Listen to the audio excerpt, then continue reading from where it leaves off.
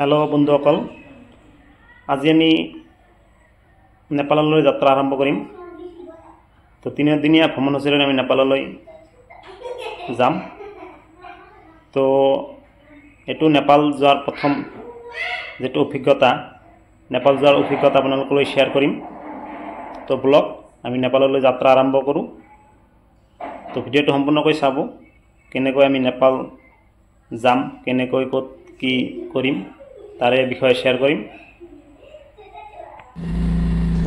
পোনপ্ৰথমে আমি গাড়ী লৈ ৰুটলৈ যাত্ৰা আৰম্ভ কৰিলো এই আমি বৰপেটা ৰেলৱে ষ্টেচন পালো ৰেলৱে ষ্টেচন পাই আমাৰ বৰপেটা ৰুটৰ পৰা এনজিবি লৈ টিকেট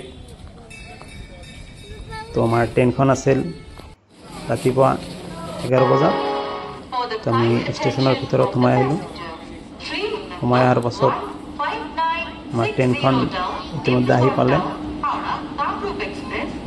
আমাৰ ট্ৰেইনখনৰ আমাৰ ডাব্বা নম্বৰ আছে S5 তো আহি আমি S5 ডাব্বা আহি পালে আমাৰ ওচৰত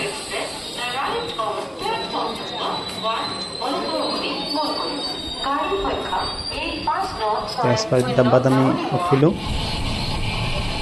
উঠি আমি নিউ জলপাইগুৰি অৰ্থাৎ এনজিবি লৈ যাত্ৰা আৰম্ভ কৰিলো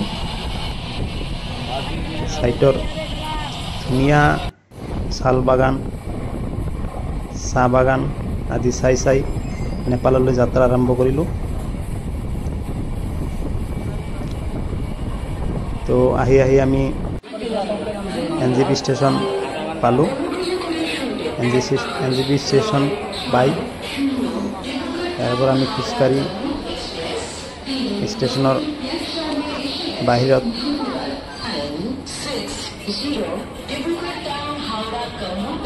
গৈ আছো বাহিৰত যোৱাৰ পাছত তাৰে পৰা আমি যেটো নেপাল বৰ্ডাৰলৈ গাড়ী যায় তাকে লৈ যাই আছো যাই কিনে গাড়ী আমি ঠিক কৰিলো নেপাল বৰ্ডাৰলৈ তো আমি নেপাল বৰ্ডাৰলৈ যাত্ৰা আৰম্ভ কৰিলো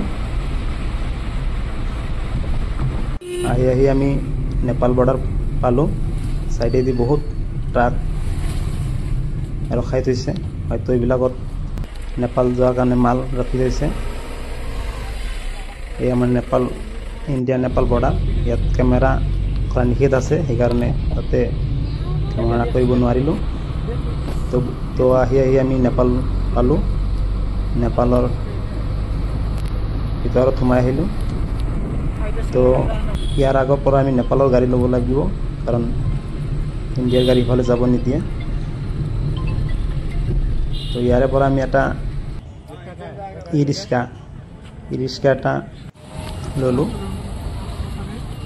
ৰিক্সা এটা লৈ আমি হোটেললৈ যাত্ৰা আৰম্ভ কৰিলো পোনপ্ৰথমে হোটেলখন আহি ললো আমি মেছি আইচ হস্পিটেলৰ সন্মুখত ইয়াৰে হোটেলৰ নাম কিছুমান আমাৰ অসমৰ ঠাইৰ নামেদি ৰখা হৈছে ধৰ যেনেকুৱা বৰপেটা আসাম বৰপেটা এইটো নাম দিয়া হৈছে আৰু আমি যেটোত আছিলো সেইটো হল Tinsukia lodge Tinsukia hotel and lodge এইটোতে আছিলো মই সেকেন্ড ফ্লোৰত তো প্ৰথম দিন আমি আহি হোটেলত খানা পিনা খাই ৰাতিটো পাৰ কৰিলো নেক্সট দিনা ৰাতিপুৱা আমি চাহ পানী খাই আইচ হস্পিটেললৈ আহিলো কাৰণ আমাৰ লগৰ দুজনৰ অলপ চকুৰ সমস্যা আছে চকু অলপ দেখাব ডাক্তৰক দেখাব এই হিচাপে আইছে যেটো চাই যাও মোৰো কোনো অসুবিধা নাই তথাপি একবাৰ ডাক্তৰক দেখালো দেখাতে অলপ ড্ৰপ দিলাক দুটামান তো ইয়াত মেডিকেলৰ খুবেই পৰিৱেশটো খুবেই ভাল আমাৰ অসমৰ প্ৰাইভেট মেডিকেলতকৈও ভাল ফেচিলিটি এইটো মেডিকেলত। ইয়াত ৰাতিপুৱা 7 বজাৰ পৰাই ডিউটি আৰম্ভ কৰে। এয়া এতিয়া ৰাতিপুৱা 7 বাজিছে, লাইনত মানুহ থিয় হৈ গৈছে টিকেট কাউণ্টাৰত। টিকেট দিয়া আৰম্ভ হৈছে। টিকেট দিয়াৰ পাছত কাউণ্টাৰ হিচাপে 2-3টা কাউণ্টাৰত গ'লোঁ, চকু পৰীক্ষা কৰিলে। ইয়াৰ যিটো ফেচিলিটি, আমাৰ অসমত প্ৰাইভেট মেডিকেলতো ইমান ফেচিলিটি নিদিয়ে, তো খুবেই সুন্দৰ। সেইকাৰণে কিজানি অসমৰ প্ৰায় 90% মানুহ ইয়াত আহে। তো নেপালীলৈ আহিছোঁ আমি 3 দিনৰ বাবে। তো 3 দিনৰ কাৰ্যসূচী এটাৰ ভিতৰত দিয়া সম্ভৱ নহয়। তো এইটো আছিল প্ৰথম দিনৰ কাৰ্যসূচী। তো অহাকালিৰ আমাৰ কাৰ্যসূচী আছে কন্যাম, খুবেই সুন্দৰ ঠাই। এই ঠাইটোৱে মেইনলি আমি চাবলৈ আহিছোঁ। তো নেক্সট ভিডিঅ'ত দিম, আপোনালোকে চাব। আৰু এইটো ভিডিঅ' বনোৱাত কিবা ভুল ত্ৰুটি হ'লে মই কমেণ্ট বক্সত জনাই দিব।